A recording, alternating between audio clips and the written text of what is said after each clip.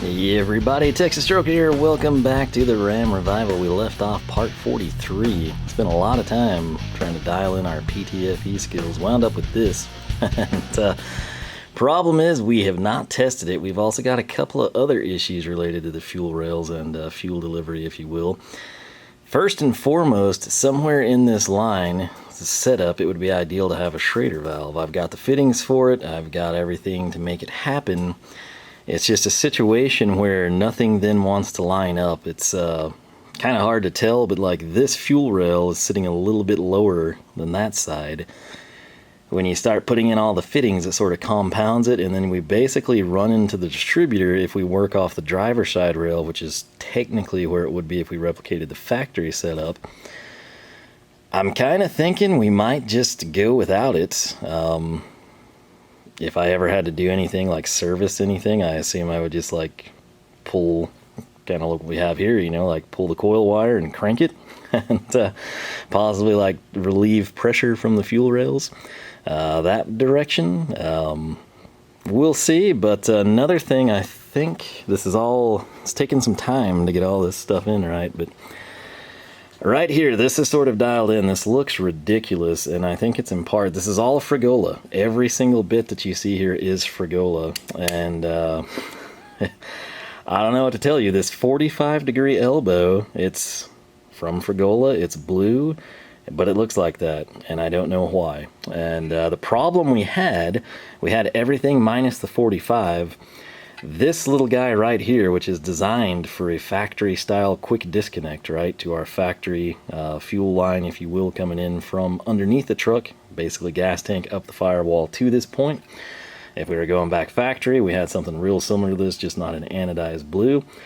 Issue was that all the fittings I had, which I thought would have worked, we basically were either going to punch into the side of the valve cover or we had no clearance to do anything else. So 45 to save the day.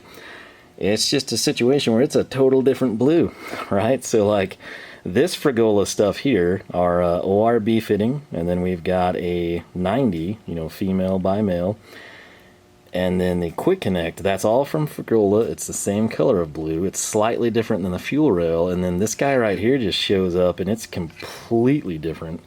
And again, it's all Fragola, so I don't really know what to tell you. It sort of bothers me, but at the same time, how many of these do I have to buy to get something that's matched? So, I guess it was just like a different batch type of a thing. So, needless to say, and this is really hard to do with one hand. It's kind of hard to do with two hands, but essentially what we have here, this is the quick connection, right? I think I could spin that out for you. Then we've got a 45-degree fitting right here, which maybe I can one-hand it. Again, works better with two hands, take my word for it. But you kind of have to piece this together awkwardly, but this is, again, kind of the end termination point. Again, that's just a 45-degree female in this case. And then right here, I've got this guy, which you think, oh, hey, that's some fancy fitting you've got in the fuel rail. Not necessarily, because it's just a simple 90-degree. It's just female on one side, male on the other. And then if you're wondering, like, man, you didn't have to take that all apart for us. Well, I kind of did, because this was the mock-up, and I didn't put the O-ring on this guy. So this right here, again, this is just our ORB fitting, goes, you know, -6 ORB to -6 AN, that's the magic connector there. We need the O-ring installed right here. So I'm essentially just going to reverse all of that and then kind of tighten it down. I ordered 7-inch pliers wrench soft jaw covers because I thought it would be perfect for tighter quarters than the 10-inch. They have been back ordered from Knipex for so ridiculously long, and it's super unfortunate because it would have been great to showcase it here and made my life easier, but not the end of the world. I do also, while we're here, want to point out, if this looks like it's sloped, it is. It sort of mimics what you see with our throttle body spacer, and that's just sort of how it is. So I'm kind of having to work around all of that. And then again, back here, we've got the situation, if I put the port gauge that I want to have here, we would be coming out of this, right? So this fitting here, I was hoping that would sort of like mold itself, right? take shape. But this guy right here is the exact same fitting that we just pulled out of the fuel rail. So essentially we've got one over there, one here, this one there. You could potentially get this in a 90, but you would still, I think, have to have the 45, at least with these valve covers. Maybe like with a different fuel rail, it would line up a little differently, but with the Hughes air gap, the Hypotech fuel rail, and the old school awesome MP valve covers, that 45 looks to be a necessity. So nothing too crazy to see here. I'll just be reassembling all of that. I'll put some lube. Of course, the O-ring, very important again, right on that side to thread into the rail. And I want to get that tightened down. Just because, again, it's super easy out here on the engine stand versus doing it in the truck. So this side over here, I'll just go ahead and get it off as well. Again, I have not final tightened these. I was just mocking everything up. And what we're going to do here is pop back over to the bench and see if we can't maybe test this line. That's the whole point of doing part 43.5. Sadly, I had already recorded a lot of other parts, and this would have been like somewhere around 50, and that would make no sense. So I wanted to just take the time, wait for the parts to show up, put out part 43.5, and then we just sort of progress. And if we do anything weird and out of order, then so be it. But right now, we would have left off figuring out how to make that, trying to dial in the PTFE, and go to town. So we've got some parts and tools, I guess you would call them, over on the bench that we'll take a look at. I can tell you, I went ahead and did email Hot Rod Fuel Hose. That's where we got our PTFE and these fittings.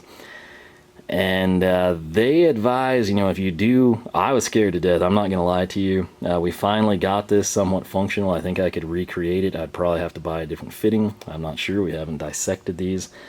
We got spare ferrules, right? We did that part right. But if there was any stainless braid at all that got in those threads, it's going to be a lost cause. We'd have to buy new fittings, right? So I'm not wanting to take this apart to investigate it. We would test it, and of course we'll pressure it up with air, and then obviously if it leaks air out, you know, you've got some issues.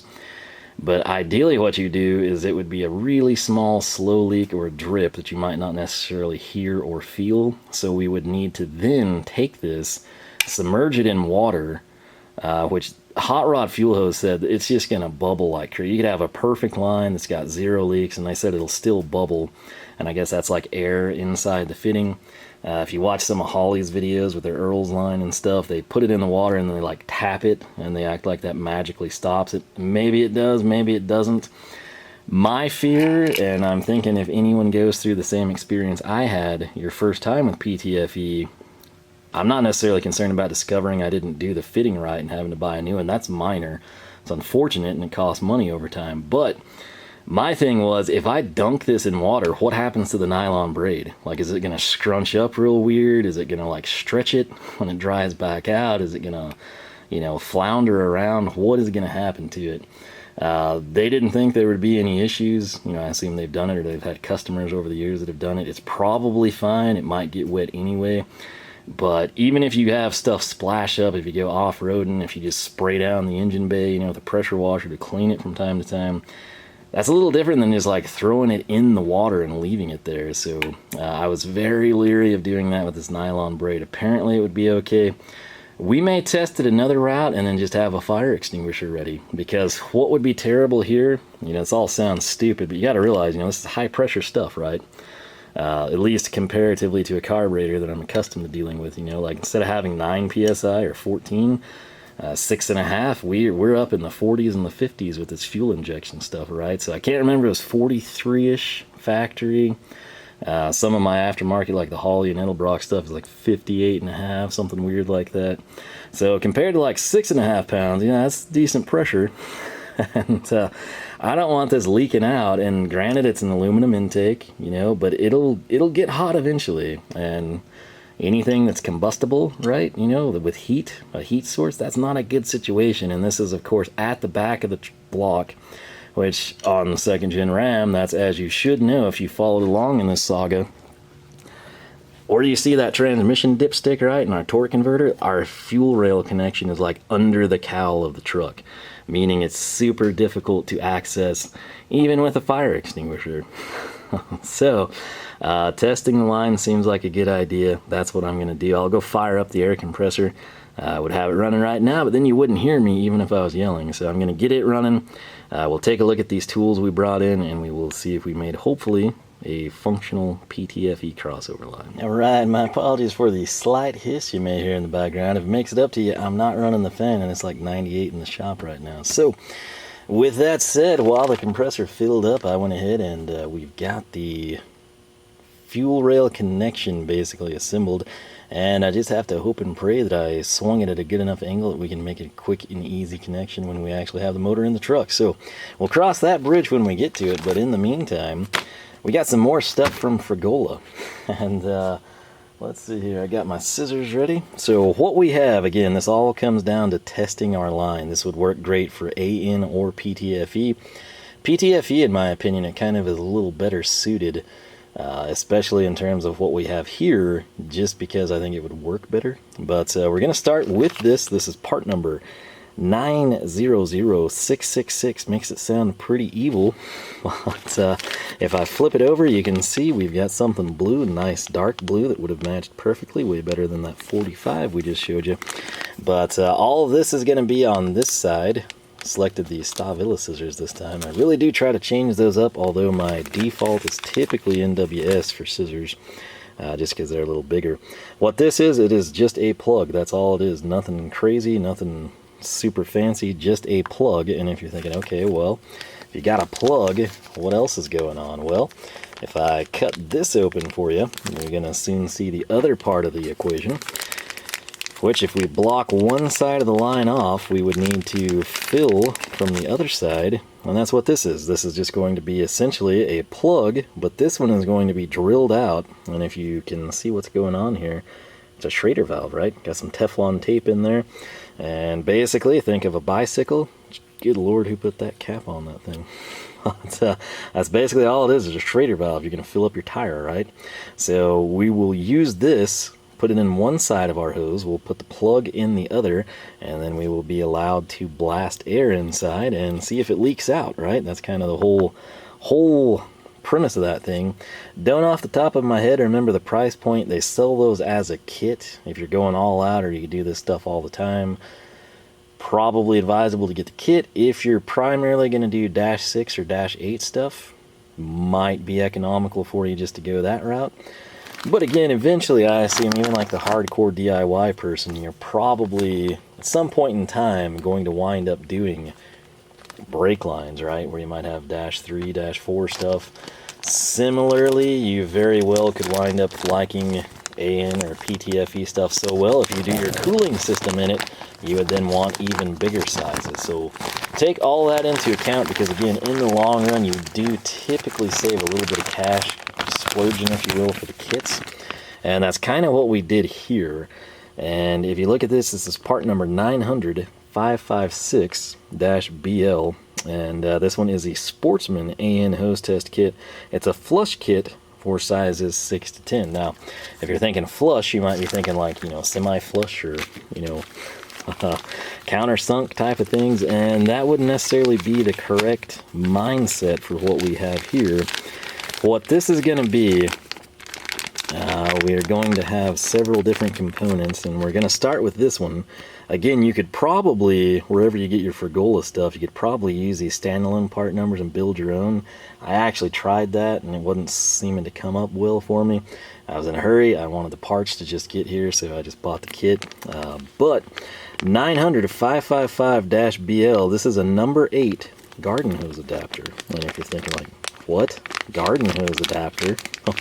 What's going on here? Well, if that looks like an O-ring that you would typically see in like a garden hose, that's because it is. And this would thread on this side to your hose. This would be -8. That's kind of all there is to it. Right here, this is going to be part number 480610-BL. This is a -10 plug, all right? That's all it is a plug. This one is going to be, let's try to go in order here for you, somewhat logically. 480608-BL. This is a -8 plug. Coming in, if we get lucky, that's not what we want, it's this one. And this is what we will be using here shortly. This is 480606-BL. This is a -6 plug. So essentially, it's this, but in black, right? So we've got a 6, an 8, and a 10 plug. We have a garden hose adapter. That brings us to, what in the world is this stuff? And what this is a part number 497. Let me get that to focus for you. 497310-BL. This is a number 8-10 expander, right? So this would take us from the garden hose right here to the -8. This would be -8 to -10. So that's where you would then connect your -10 line to a -10 plug. This is going to be the opposite of that. It's going to be, if it'll focus for us. Come on, there we go. 497208-BL. This is going to be a -8 to -6 reducer. So basically, where this comes in as -8, which would tie into, you guessed it, the garden hose adapter, reduces down to 6. This does the opposite. It bushes out to 10. And then again, in this case, we're going to use this one for our PTFE crossover. We would thread this onto the garden hose adapter to our line, and then we would put the -6 plug in our line. We can fill it with water. Obviously, if you have water coming out of your line, you've got some serious issues, more so than the air, right? So that's kind of what this is. I would have liked to have just bought -6 right now. I probably would have eventually gotten -8. But the kit was 6 through 10, so that's what I've got. And it sets me up, you know, if I ever have buddies, you know, they're like running massive fuel lines, we can handle that. If I've got people doing like smaller cooling lines or something, and they just want to dress their heater hoses up, we can do the -10 stuff. So sort of practical. Again, I don't do a ton of brake stuff right now. It's just sort of like servicing factory stuff. So if I cross that bridge and I start loving PTFE and stainless braid and just want to do it all the time, we'll probably step in and pick up some of these test kits that are in smaller sizes. But as is right now, this is what I picked up. It's all to test our PTFE line. I'm going to run over there, grab it, and I'll sort of walk you through what we're going to do. Alright, if that was confusing, hopefully this will break it down for you. So, a couple of different ways to look at it. You could flush first. You can flush it with air. You can just flush it, then air dry it, then pressure test it, air dry it again. Whatever you want to do, this is essentially what we will need. So once more, 900666 is going to be this setup right here. And what it's going to allow us to do is take our -6 fitting. Again, this will work AN or PTFE, whatever. We thread this in, and we've essentially plugged this. If we had fuel, if we had oil, if we had whatever, it's plugged, right? Air as well. So then we thread this in. This is, of course, our Schrader valve. So we're going to pressure up here. We're going to fill this with pressure. A good rule of thumb is to like double it, right? You know, so we're going to run like 43. I honestly can't remember what the Magnum fuel pressure is. So let's just say 50. I think it's under 50. So we would put like 100 PSI. And obviously, again, if you've got air spewing out of this when you're filling it, you've got serious issues, and it's a good thing you tested your line. If you pressure it up with air and there doesn't seem to be anything you can feel, right, you know, if it's coming out here or at this, just tighten them, right? Make sure you've got them secure. But we're concerned about our connection here, and then, of course, I guess the integrity of the fitting itself. You know, like if there's a pinhole in the elbow, something weird like that. Could happen, you never know. That's where you're concerned. You want to feel for air. If you don't feel any air, the step past that is you would take this and you would just throw it in a tub of water, all right? And theoretically, what would happen, there will just be air trapped in this anyway, you know, outside of the line, if you will, and it's going to bubble. If you tap it, it's supposed to minimize that, and then you would watch, and if you see bubbles, you might have something to take a look at, right? Then we can back this out. Keep in mind, you could just run the line and be real cautious, you know, on like your first startup, check everything. If this was anything other than a crossover line at the back of the block under the cowl of the truck that would be difficult to see in service, I might not have gone to these links, but I do want to do things right, and that's kind of why you do them yourself, you know. But that sort of explains that one. And then with this, it's the same thing. In fact, you don't really even have to use this. You can just use the blue plug, but they're identical parts, just different colors. So in this case, we're plugging this guy. Now, plugging is optional because you could run water through and out this side to like clean it out, you know, stainless fragments, the shards, Teflon debris, whatever it might be. This, if it looks like a sprinkler end or a hose end, that's again because it honestly is. We're going to seat this little washer, which I've got lots of experience doing this dating back to when I was at my grandparents' house, right? So that's basically in place. If you don't have a hose handy, you could just go to a spigot, you know, and just thread this thing on. You'd have to bend over a little bit more. It might not be as convenient, but it's going to come out with a -8 fitting. So if you're testing -8 line for your fuel system, 1/2-inch stuff, you're home free. You don't have to do anything else. You just thread it on at this point. If this is a -10 line, you're going to need the adapter, which I've thrown off to the side. In our case, this is a -6 line, so what we have to do is reduce our -8 garden hose to -6, and then we can come in here and we would make this connection. And when we do that, we are ready to send water coursing through our PTFE creation. So you'd sort of wind up with something that looks like that. So what I'm going to do is run over here probably to the air compressor first and just see what it does. And if I can film, I'll do that. I might shoot some air through it first, kind of make sure it's not like a total fail on my part. So after we do that, I might flush this thing out. And then again, I don't know if I'm going to wind up dunking it in water. I'm sort of leery of that. But we'll figure it out. So I'm just going to run over there and see what happens. Alright, so welcome to this part of the shop. I'm not here too often, but honestly, it's easier for me to just come to the reel instead of dragging it out. If you hear anything hissing, never ever buy the Harbor Freight air regulator units. Those are terrible. Ask me how I know, because I've got a lot of experience with them. But you're looking at an 8 3/4, some fuel rails, some Craftsman jack stands, a trunk floor out of a Charger, all kinds of good stuff over here. Alright, well, it's about 9 o'clock. Haven't had supper, but I got so mad with this stupid lubricator, I just finally ripped it off. It's never really been an issue. It's just a slight leak. And the thing that I did is I've never really had to like listen for an air leak in something else, so it's never been a huge deal. It was extremely annoying, and I just had enough with it, so that's gone. I just moved this down, didn't have to run a reducer, so all is good on that front. There's a slight leak still coming from this. These have leaked since they were new. I don't know, maybe they've improved them by now, but I've moved on to just using Milton. And in my opinion, it's worth it. But I think I can at least maybe hear a little bit better. I've also discovered, I've played around a little bit, you know, like I'll kill this off to where I just keep my 75 PSI. And when I do that, I'm able to pressure the line up. It doesn't seem to want to take a whole lot, but then as soon as I test it once, it's like gone. I guess there's just not enough volume in there. But anyway, I'm going to see what this can do, and I'm hoping I can listen better and see if we can find any leaks that way. So we'll see how it turns out. Alright, so real quick, you should see this leak a little bit from the faucet side, but we should be tight throughout here. We're going to go ahead and test it out. Save the Knipex. So totally dry here. Totally dry here. It'll eventually get wet just from that trickling down, but I've run this for quite some time, let it completely wash out. About to get hit by the actual sprinklers. But yeah, everything is good on this front. We're going to come in, clean it out, test it with air. Alright, there may or may not have been something on that last workbench that I didn't intend for you to see. I'm not 100% sure yet till I go in and edit it. So in the event that I have to delete that, basically what we have our Schrader valve in on this side. Coming in here, we've got our other 90, but if you'll note, there is now an aeromotive pressure gauge up to 100 PSI.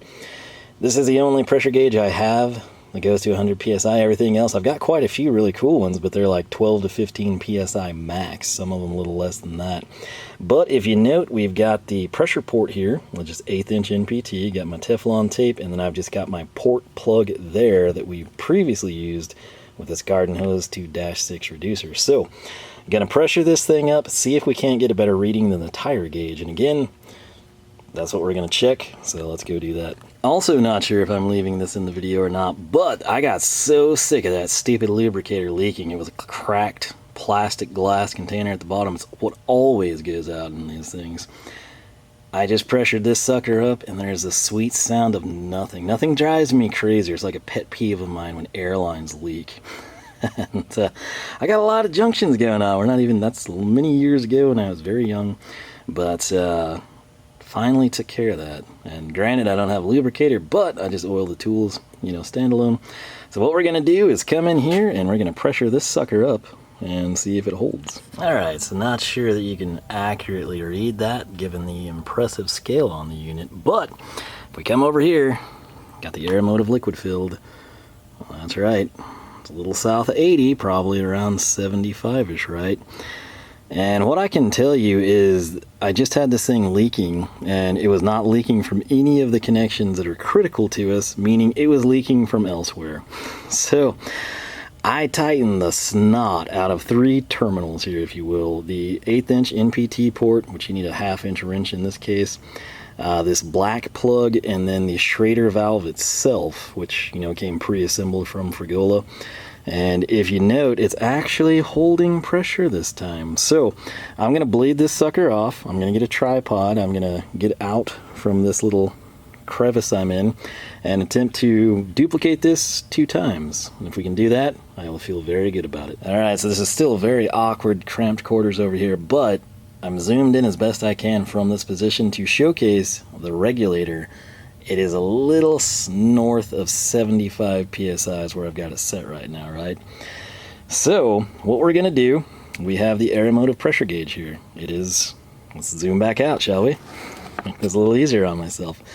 It is 0 PSI. If you're curious, yes, those absolutely are glue traps in the corner. Storage is at a premium, folks. But right here, we got the Schrader valve. We've got our air line. So we're just going to pressure it up. I'll be quiet so you can listen. Boom, right? Now, if I flip this around where you can actually see it, where are we at? We're just a little south of 80. The liquid would settle. I'd say we're at 75.5, right? Again, bear in mind there's going to be a little fluctuation between brands of gauges. In this case, it's Aeromotive, and in that case, it's like late 90s Harbor Freight item, right? So fairly close between the two. And what I'm going to do is set this down and pray it doesn't swing back at me. I have the cap in my 5th pocket here. And what we're going to do is we're going to bleed this out. So, easiest way for me to do it is like so. Listen closely. I mean, that's all there is to it. There is not much air in this thing. If you note, though, we are at 0 PSI. Going to slyly place that back in my 5th pocket. Typically that would go in my mouth. Turns out from a part of the video I'm going to scrap, I can't talk very good with that thing in there. So once again, pressure up. Beautiful. Now this is where I was going wrong the other day. Gonna reach down here awkwardly. What I have now, to confirm, we're right around the 75 mark again, is my awesome Joe's tire pressure gauge, which does not read that high. They do make some that do. Again, I've never had a need for tire pressure gauge to go that high. But what happens, there's so little air in the confines of this line, by the time you press this in, you just can't get a good reading. So check it out. And it's bled out. This is awkward with the tripod, but essentially what was happening last time, this is probably on me for not taking the time to think through this. If you're like me and you pressure this up and you're like, okay, it's capped on this side, right? And then we're going to come in and we've got the Schrader valve here. Natural instinct with this setup, minus ignore the pressure gauge, right? You fill it up with air, you put a pressure gauge on it and you read it. I'm assuming this was holding the same 75 PSI last time, but in the perfect scenario, the best I could ever read was like 27 PSI. So left out Friday, again, kind of got interrupted, had to cut it short. I was thinking about it, you know, like 2, 3, 4 in the morning. It's like, hey, you know, what if I put a pressure gauge on it? And again, this will be the 4th or 5th trial, and I'll feel real nice if this works every time. Pressure it up, set this down, boom. Right where we want to be. Again, my apologies, I realize this backdrop isn't ideal. It just works well for me in terms of filling this up right now. So it's holding air. Prior to this, when I tried this, it shot up to 75 and it just slowly bled out. And again, not sure which connection it was. I hit the plug, I hit the pressure gauge port, and I hit the Schrader valve itself as well as that connection. Something of those 4 items that we tightened led this to hold the pressure. So now I feel very good about this.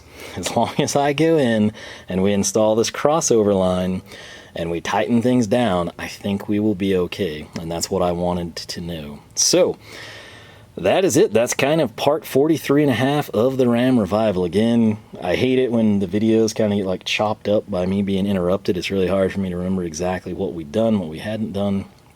But mainly, to recap this is in a really bad spot. If it leaks, there's a fire, it's hard to get to. You don't want to burn your truck down, let alone a brand new motor, over like a crossover line, right? So it's best to be super anal about this, get it right, do all the testing outside of the truck, do everything you can to prevent that from happening. You do not want that to happen. That's also why it's very, very important to drive with a fire extinguisher. It may not be you, it might be a buddy, it might be some random stranger. If you keep somebody's car from burning to the ground, chances are they will be very appreciative, right? Now, sometimes maybe you spoil like the greatest insurance scam of all time. You might not be as happy, but I'd say 99% of the time you're the hero, right? So here we are. This has held air this entire time. I feel great about it. The other thing, it didn't leak. That little test kit, that's technically not what you're supposed to do with that. I think it's just to wash it out. My logic is, especially think of like a heater hose, you know, maybe you're just dressing up your engine bay with braided PTFE line because you think it looks better. Not necessarily super high pressure. If it doesn't leak water, it's probably fine. Still, I would advise you check all facets, but that's a good rule of thumb. If you don't have the fancy garden hose connection, you could rig something up, just get water poured in here, and if you have it leaking from your hose ends, it's a problem and you need to correct it. If you have it coming out the plug, tighten that again, check that. But as long as your work here that matters, what's going on in the vehicle is good, you should be home free. So we've passed my water test, which I don't even know if that's a thing. We've got all this air in here, which is held true the whole time.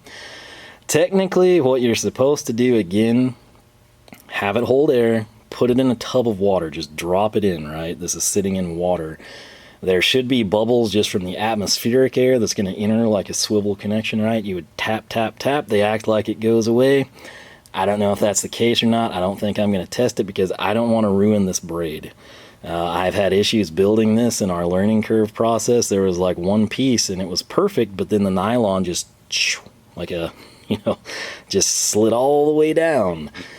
Never had another one do that. I don't know what the cause was. I don't know if it was me. I don't know if it was the hose. I don't know if it was bad. I have no idea. And I want to avoid that happening, especially with this that seems to function. So moving forward in the future, when we do anything PTFE, we kind of know what to do now because we built one and it was actually functional, right? So that's the keynote there.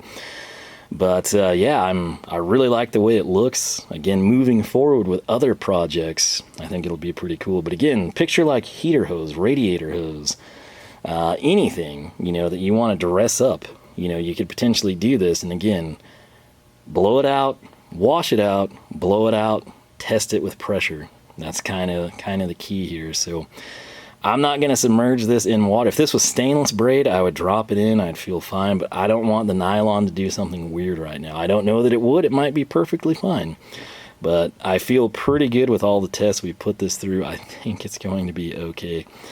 I guess we could, in theory, just leave this pressure in here and I could just monitor it, like come home from work tomorrow, see if it's still in here type of a thing. But anyway, I feel good about this, and that's what I wanted, peace of mind.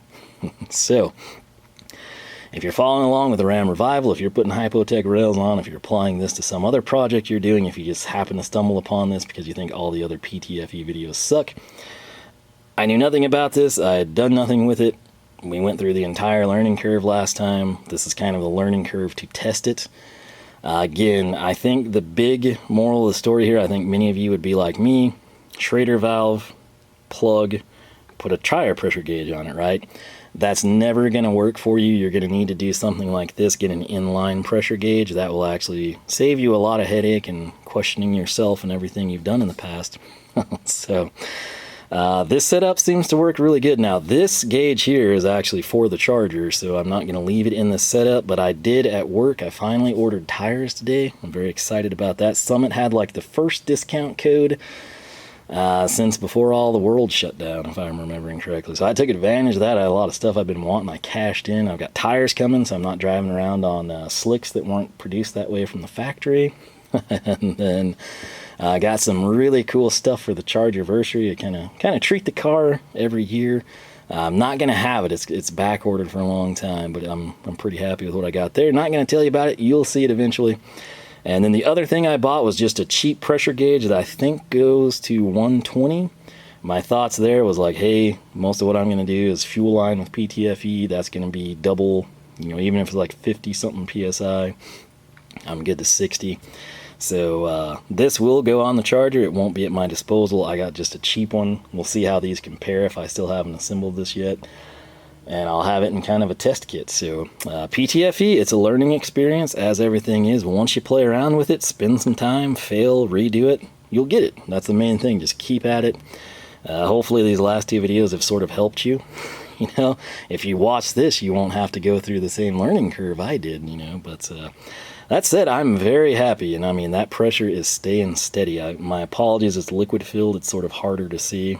But I mean, I think you can kind of get the gist of it, right? So I'm gonna quit rambling. I'm very happy. Peace of mind again was the big thing here, and we've got it. At least I do. If we have this line fail and there's gas that leaks out and it starts a fire and I have to shoot a fire extinguisher back in there, I'll feel really bad, but I will at least think, I don't know how it happened. I tested this and I felt like it was good. So that's what I'm looking for.